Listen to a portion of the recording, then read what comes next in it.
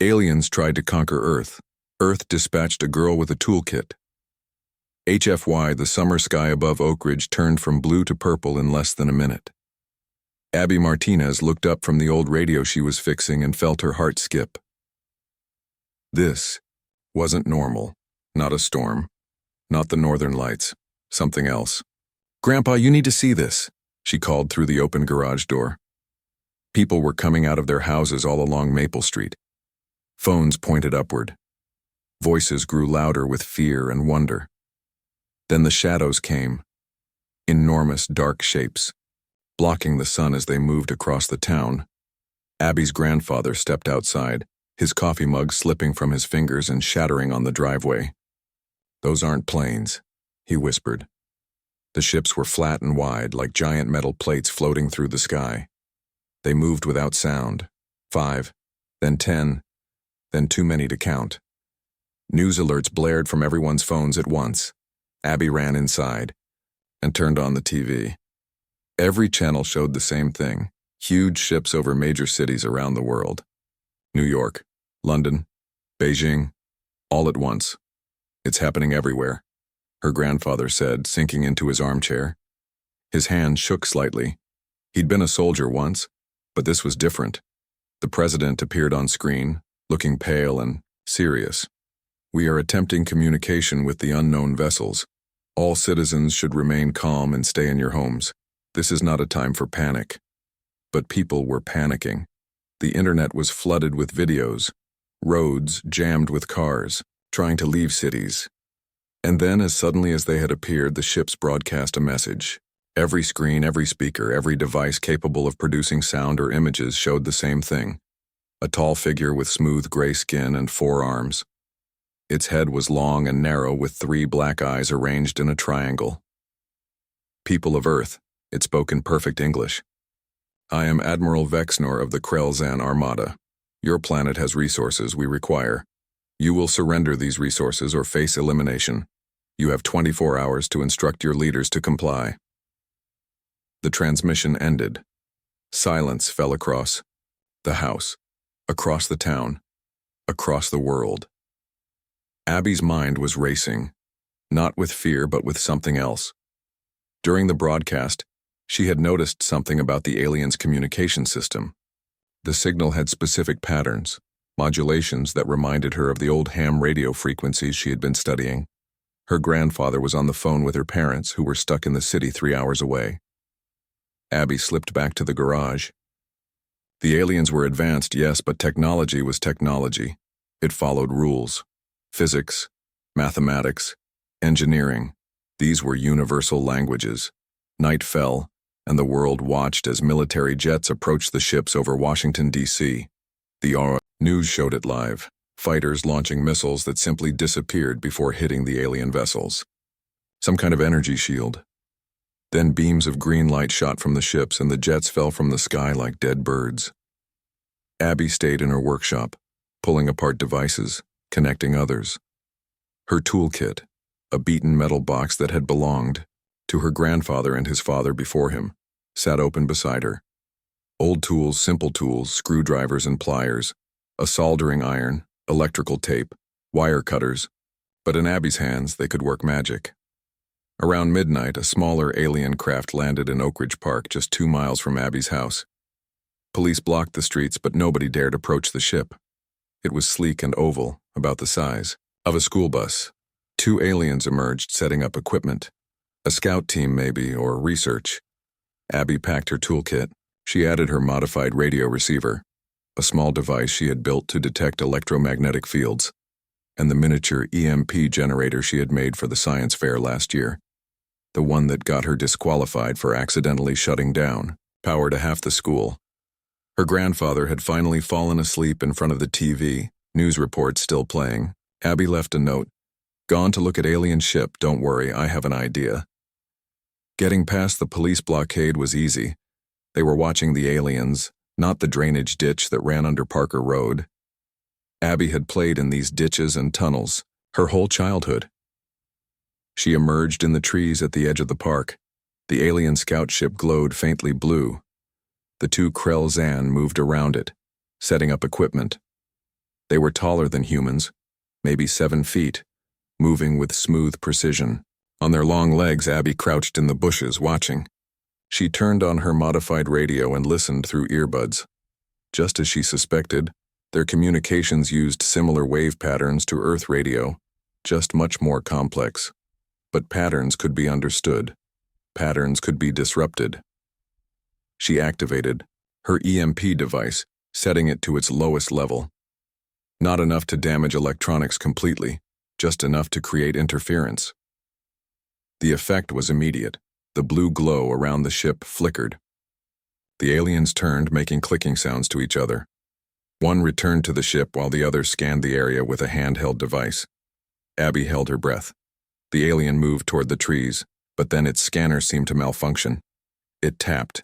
The device adjusted something, then returned to the ship. This was her chance. While they were distracted by the equipment problems, Abby circled through the trees to the far side of the clearing. The ship's entry ramp was still down. The aliens were focused on their malfunctioning gear. Heart pounding, hands steady, Abby moved silently across the open ground and slipped into the alien ship. Inside it was surprisingly warm. Surfaces glowed with soft light. The corridor curved around to what looked like a control room. Strange symbols flashed on screens. The air smelled like metal and something sweet, like cinnamon. Abby pulled out her phone and took pictures of everything. She noticed panels that looked like they could be removed. With her screwdriver, she carefully opened one. Inside were circuits, different from Earth technology, but recognizable in function. Power flows, data transmission. Basic engineering principles still applied. She heard the aliens returning and ducked behind a curved wall section. They entered the control room, still making clicking sounds to each other. Abby recorded the sounds with her phone. One alien operated. The controls, and a large screen lit up showing what must be their main ship in orbit. More clicking, more commands entered. Abby needed to understand their language, their technology. She spotted a small device that looked like a tool on a side table, about the size of a TV remote but with strange attachments. When the aliens left the room again, she quickly grabbed it and put it in her toolkit. She had seen enough for now. More would be dangerous. As the aliens moved deeper into the ship, Abby slipped back down the corridor and out the entry ramp. The sun was just starting to rise as she made her way home through the drainage ditches. When she climbed through her bedroom window, she could hear her grandfather on the phone, his voice tight with worry. "I'm home," she called out. "I'm okay." He rushed into her room, relief and anger fighting on his face. "Abby, the whole town is on lockdown. There are aliens in the park." "I know," she said, opening her toolkit. "And I think I can figure out how their tech works. Look what I found." The alien device glowed softly in her hands. Her grandfather stared at it, then at her. "What are you planning to do?" Abby smiled. "The same thing I always do. Fix things. Or in this case, maybe fix a whole planet." Aliens tried to conquer Earth. Earth dispatched a girl with a toolkit. HFY, the 24-hour deadline, was almost up. Abby hadn't slept. The alien device from the scout ship sat on her workbench, partially disassembled. Her tools were spread around it. Screwdrivers, wire cutters, her old multimeter. 3 empty cans of soda stood beside a notebook filled with drawings and notes. "I think I understand how it works," she told her grandfather, who brought her a sandwich. "It's like a universal translator and scanner combined. The aliens use it to analyze new technology they find." Her grandfather looked skeptical. "How can you possibly know that?" Abby pointed to the complex circuit board she had carefully exposed. "See these components? They're similar to our radio receivers but much more advanced.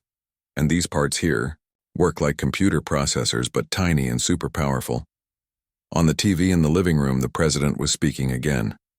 The world's governments had tried to fight but failed. Military bases were destroyed. Aircraft carriers sunk. Now they were discussing surrender terms with the Krell-Zan. "We need to show this to someone," her grandfather said, pointing at the alien device. "The military or scientists who might understand it better." Abby nodded. "I was thinking the same thing. But who would believe a 17-year-old girl? The answer came from an unexpected place. While scanning radio frequencies with her modified receiver, Abby picked up military communications. A special unit was in town, investigating the alien scout ship. She wrote down the coordinates they mentioned and grabbed her toolkit. "I'm going out again," she told her grandfather. He blocked the door. "Not alone you're not this time." They took his old truck. Military vehicles surrounded the park where the scout ship had landed. Soldiers in full gear stood at checkpoints. Abby's grandfather drove directly to the main entrance. "My granddaughter has something you need to see," he told the soldier who stopped them. The soldier was about to turn them away when a woman in a uniform with officer insignia approached. Her name tag read, Winters. She had short gray hair and sharp eyes. "What's this about?" she asked. Abby opened her toolkit and carefully showed the alien device wrapped in a cloth. "I took this from their ship last night. I figured out how some of it works." General Winters stared at the device, then at Abby. "Get them inside now." Inside a temporary command center, Abby explained everything. How she had noticed patterns in the alien transmission, how she used her EMP device to create a distraction, how she had studied the ship's interior. The military scientists examined the alien device with amazement. One of them, a man named Dr. Harris, tested it with equipment that confirmed it was giving off unusual energy readings. "How did you get this?" General Winters asked again. "I'm good at fixing things," Abby said simply. "I notice how things work." Before General Winters could respond, an alarm sounded. Outside, the sky darkened as a much larger alien ship descended directly above them. "They must have tracked the device," Dr. Harris said, eyes wide with fear. General Winters barked orders. Soldiers moved into defensive positions, but everyone knew their weapons would be useless against the alien shields. Abby grabbed her toolkit. "Let me try something." No one stopped her as she ran to a communication station. She connected her modified radio receiver to their equipment and began adjusting settings. "What are you doing?" Dr. Harris asked, watching in confusion. "Their shields work on a specific frequency," Abby explained, working quickly. "I noticed it when I was in their ship. If we can broadcast on the same frequency but with an opposite wave pattern." The large alien ship now hovered directly overhead.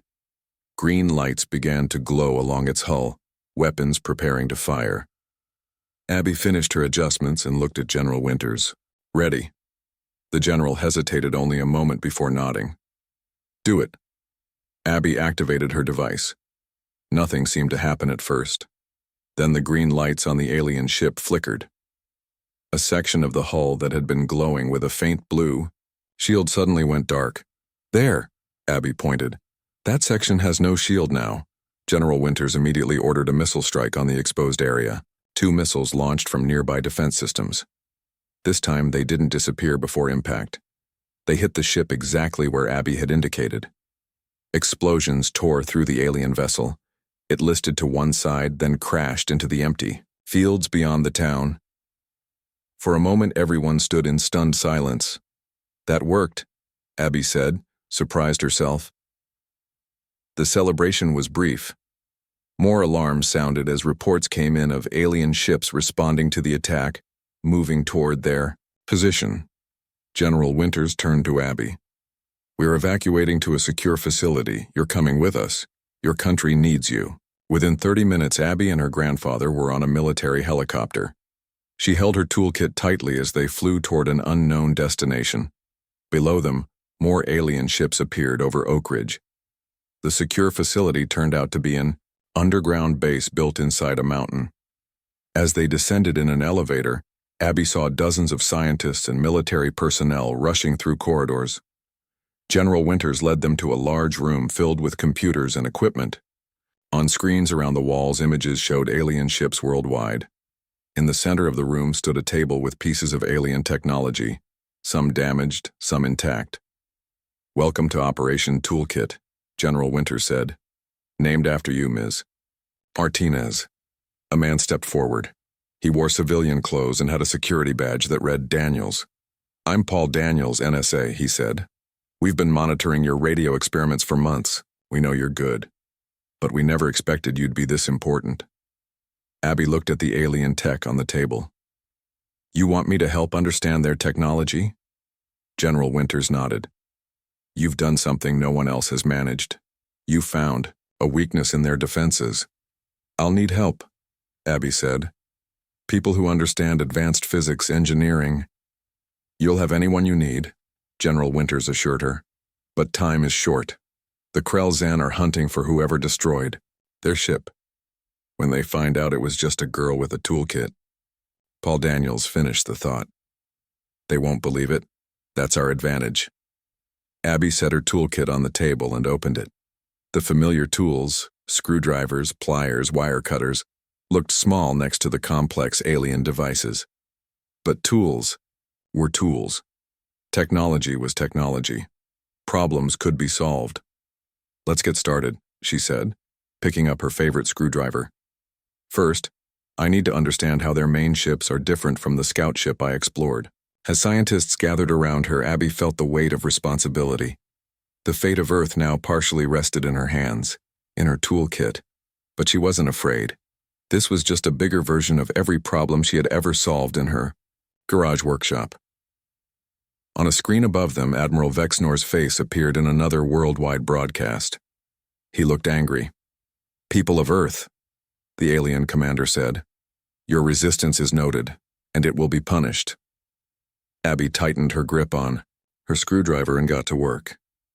Aliens tried to conquer Earth. Earth dispatched a girl with a toolkit.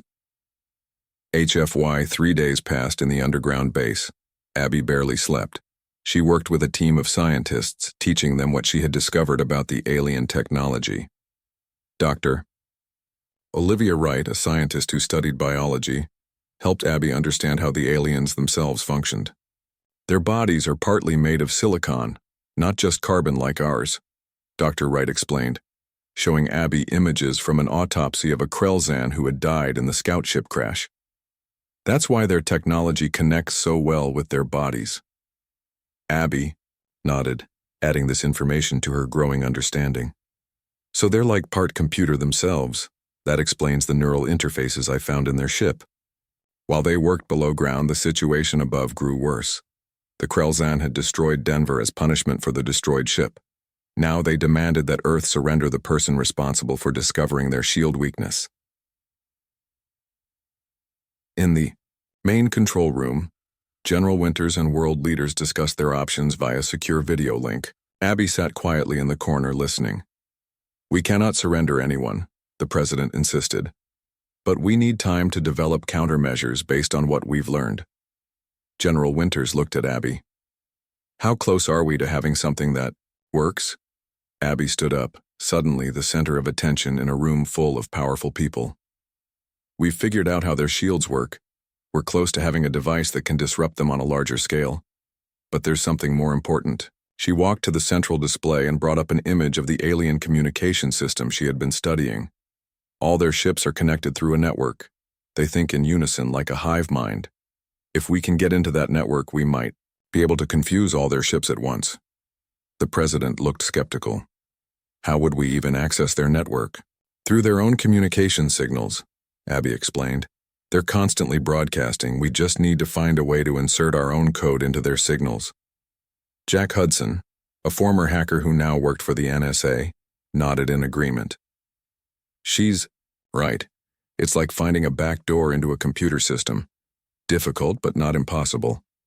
General Winters made the decision. You have 24 hours to develop this plan. The Krell-Zan have given us an ultimatum. Surrender by tomorrow or they'll destroy another city. Abby and her team worked through the night. They converted part of the base into a workshop. Jack wrote code while Abby built a device that could transmit it into the alien network. She used parts from her toolkit along with alien technology they had recovered. This is like a bridge between their tech and ours, she explained to Dr. Wright, who watched her work with amazement. Their systems are advanced, but not that different from ours in basic principles.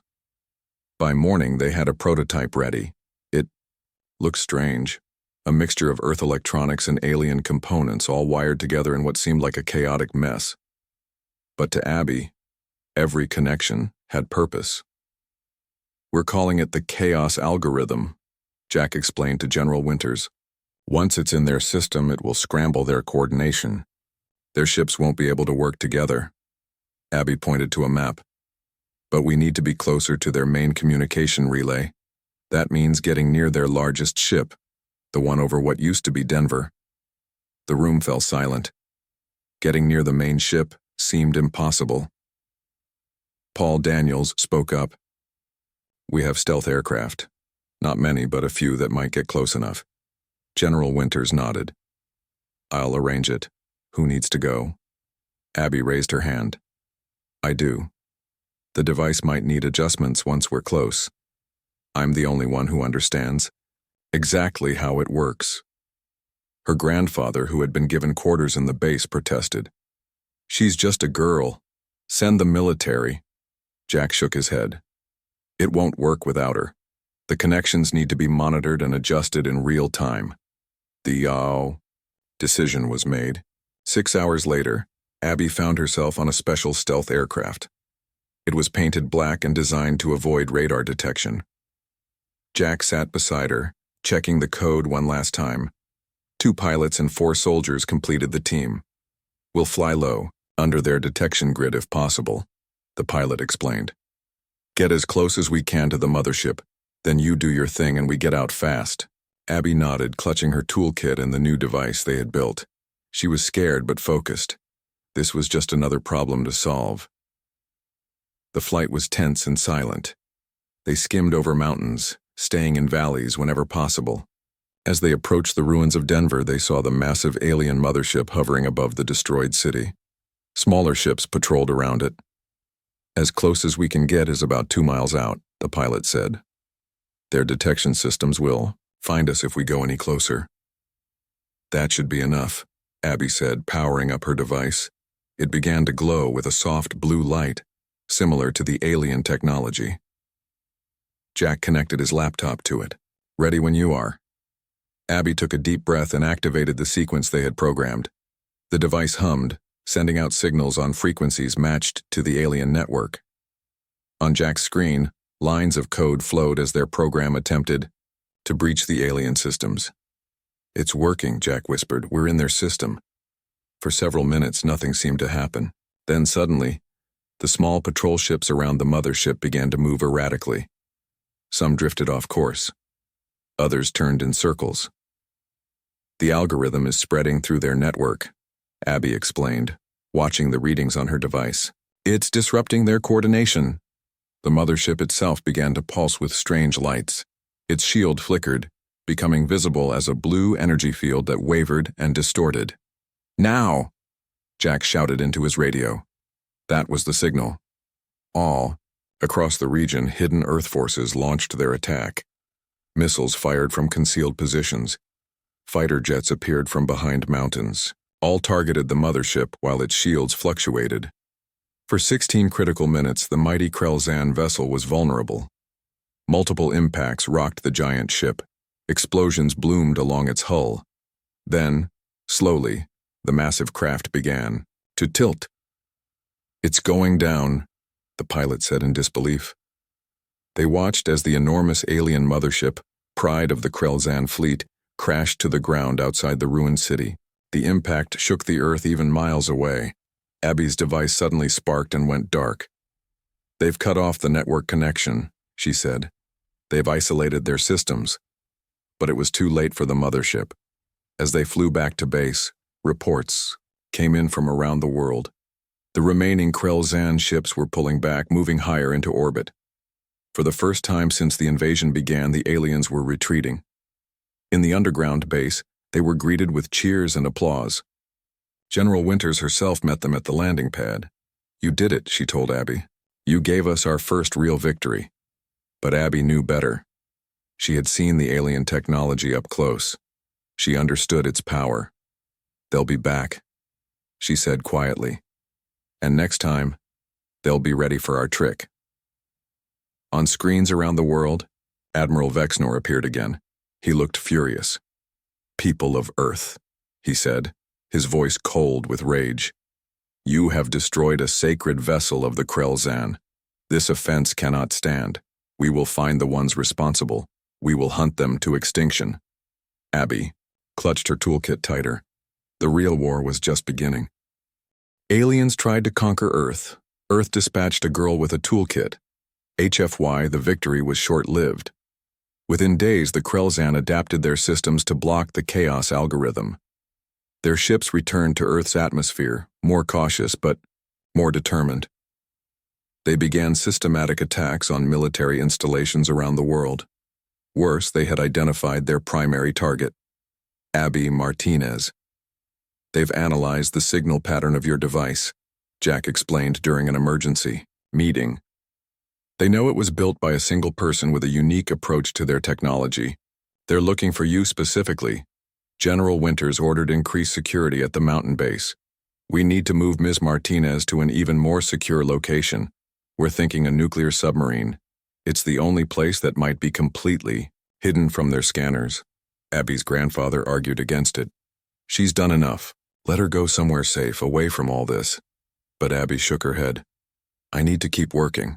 I have an idea for something bigger, a way to not just disrupt their systems, but reprogram them completely. The specialists in the room looked doubtful. Dr. Wright spoke first. Reprogram their entire fleet? That's orders of magnitude more complex than what we've done so far. Abby opened her notebook filled with diagrams and calculations. The Krellzan neural network isn't just for their ships. It connects to their bodies too. If we can send the right signal, we might be able to affect the aliens themselves. Before they could discuss further, alarms blared throughout the base. On the monitors, they watched as 5 Krellzan ships descended directly over the mountain. They've found us, General Winters said grimly. Evacuation protocol, now. They rushed to gather essential equipment. Abby grabbed her toolkit and the partially assembled device she had been working on. Soldiers escorted them to a loading bay, where vehicles waited to transport them through emergency tunnels. Abby and her grandfather were put in an armored convoy with Jack, Dr. Wright, and several military personnel. As they drove through the long tunnel leading away from the base, they felt the mountain shake above them. The Krellzan were bombing the facility. Where are we going? Abby asked as they emerged from the tunnel onto a hidden road. Coastal facility, the driver answered. Then to the submarine. They had traveled less than 10 miles when the attack came. A Krellzan scout ship appeared suddenly over the trees. Green energy beams sliced through the vehicles at the front of the convoy. Soldiers fired back, but their weapons had no effect against the ship's shields. Everyone out, the commander ordered. Scatter into the forest. In the chaos, Abby became separated from the others. She ran between trees, clutching her toolkit. Behind her, explosions tore through the convoy. She kept running until she could no longer hear the sounds of battle. When she finally stopped to catch her breath, she was alone in the deep forest. Night was falling.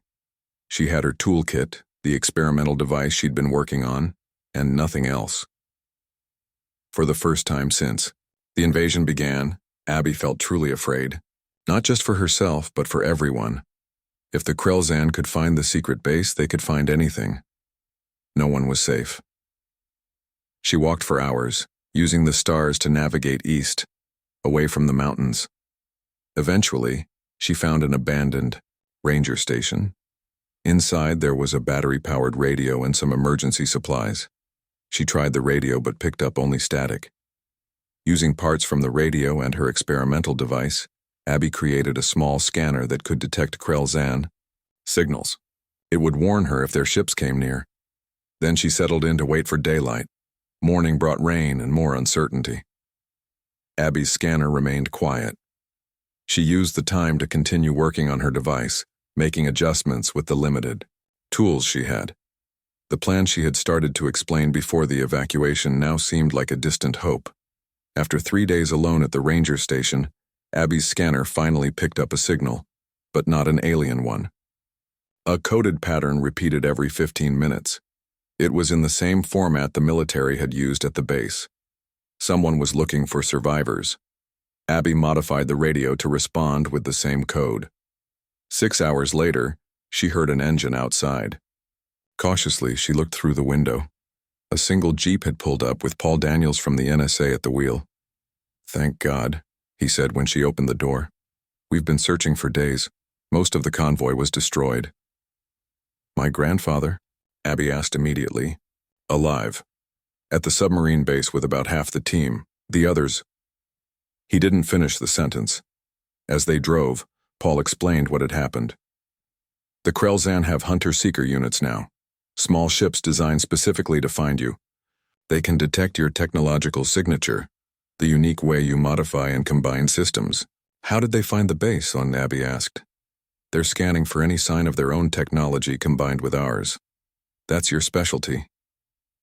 Abby looked down at her experimental device. "Then I can't go to the submarine base. I'll just lead them. There too." Paul was silent for a moment. "There might be another option. Jack Hudson managed to make contact an hour ago. He has a crazy idea." "What kind of idea?" "He thinks we should let them capture you." Abby stared at him. "That's insane." "Not, if it's on our terms," Paul explained. "Jack says you told him your new device could potentially reprogram the Krellzan neural network. What if you could plant it on their command ship? From the inside?" The idea was terrifying, but made a certain kind of sense. The Krellzan wanted her. They would take her to Admiral Vexnor, and that would put her exactly where she needed to be. "I'd need more parts to finish the device," Abby said, thinking it through, "and a way to activate it that they wouldn't detect immediately." Paul nodded. "Jack is working on that. We're meeting him at a safe house." The safe house turned out to be an old cabin deep in the national forest. Jack was there with a small team of technicians and soldiers. They had set up equipment and were monitoring alien communications. Jack hugged Abby when she arrived. "I knew you'd survive. You're too stubborn not to." For 2 weeks, they worked together to complete Abby's device.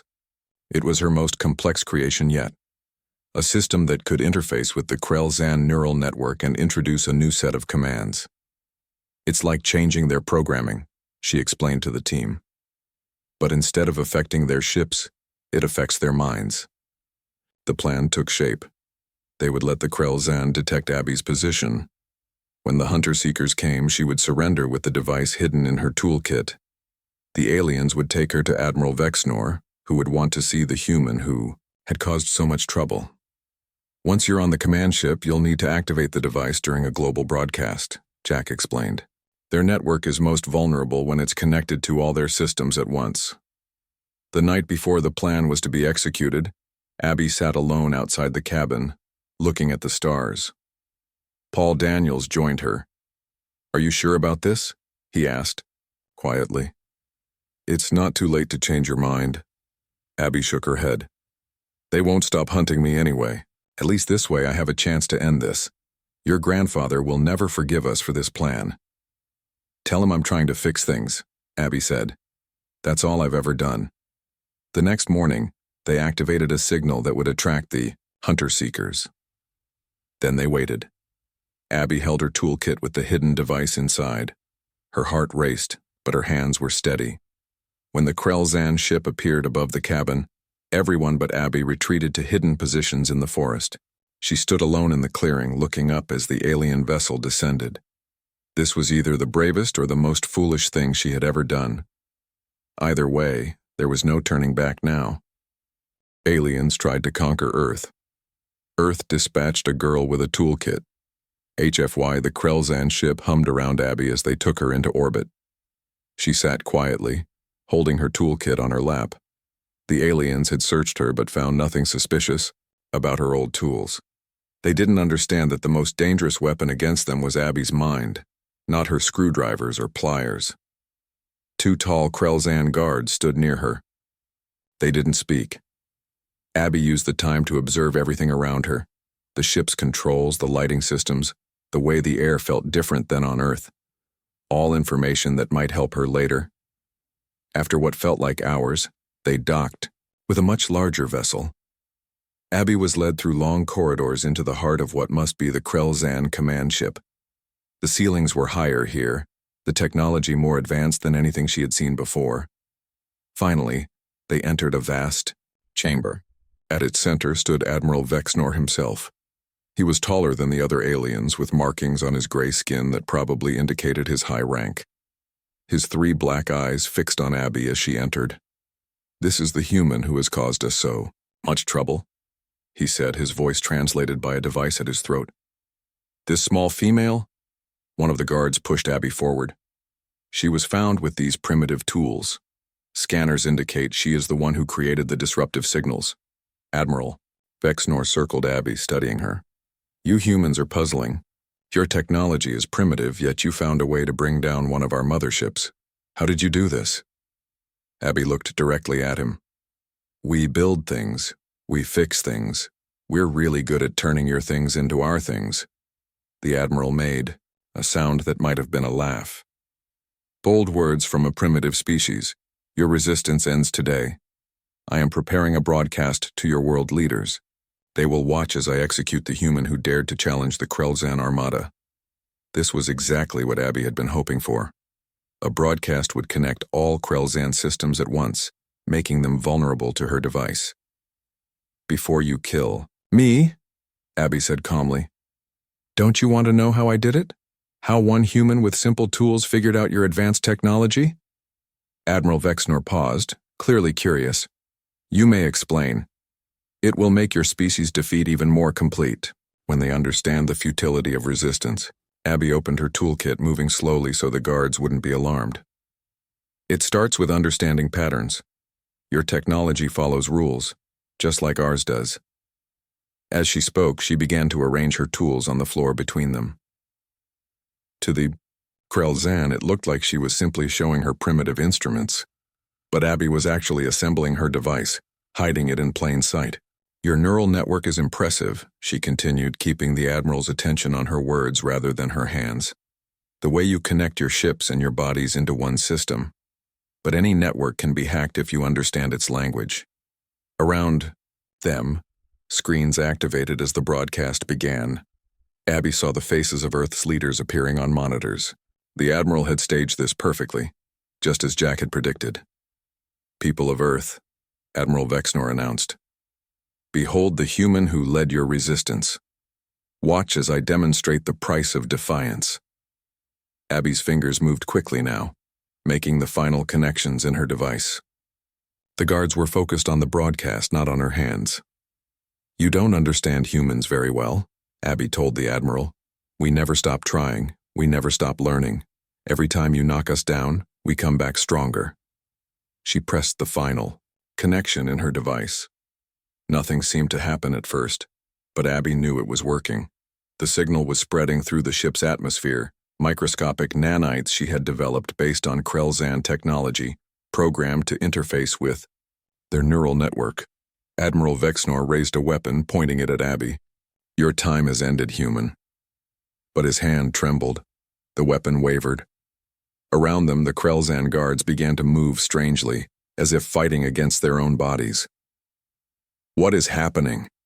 the Admiral demanded, his 3 eyes blinking rapidly. In confusion. "I told you," Abby said, standing up. "We're good at turning your things into our things." She held up a small controller she had built into the handle of her screwdriver. "Right now, nanites are entering your neural pathways. They're connecting me to your network, and I'm telling your ships to power down." On the screens around them, they could see Krellzan vessels all over Earth suddenly going dark. The aliens who were connected to the network froze in place, no longer in control of their actions. Admiral Vexnor fought against the control but couldn't resist. His weapon clattered to the floor. "Impossible," he whispered. "Our technology is centuries beyond yours. But you use it the same way every time," Abby explained. "You never try anything new. Humans are always trying new things, that's our advantage." Using her controller, Abby made the Admiral walk to the ship's command console.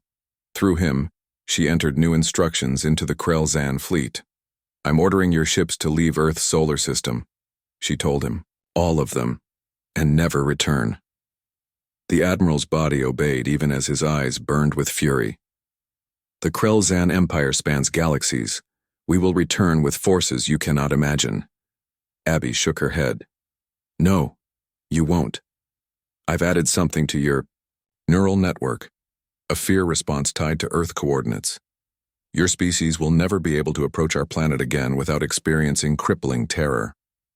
On the screens, Earth's leaders watched in amazement as alien ships around the world began to rise, moving away from the planet. One more thing, Abby said, using her controller one last time.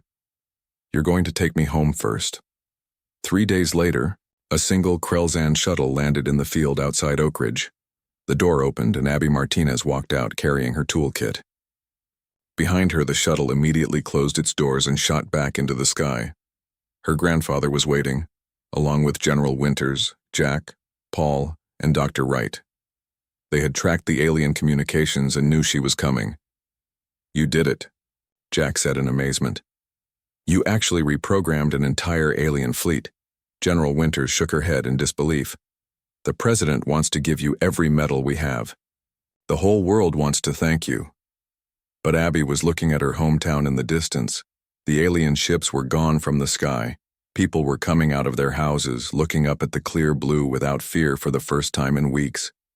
I just want to go home, she said. My toolkit needs reorganizing. Her grandfather put his arm around her shoulders. There will be other problems to fix, you know. The world knows what you can do now. Abby smiled. There are always things that need fixing.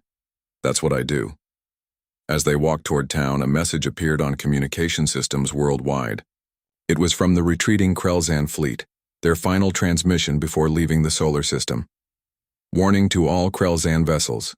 Earth classified as extreme danger zone. Indigenous species appears primitive, but possesses unprecedented adaptive capabilities. Primary threat, females with toolkits. Avoid at all costs. Abby Martinez returned to her workshop in her grandfather's garage. She added several alien tools to her old kit, finding places for them among her screwdrivers and pliers. There would be time to decide what to do next. For now, she had an old radio that still needed fixing, and somewhere in the stars, the Krelzan armada fled from the memory of a girl with a toolkit who had turned their own technology against them. The end.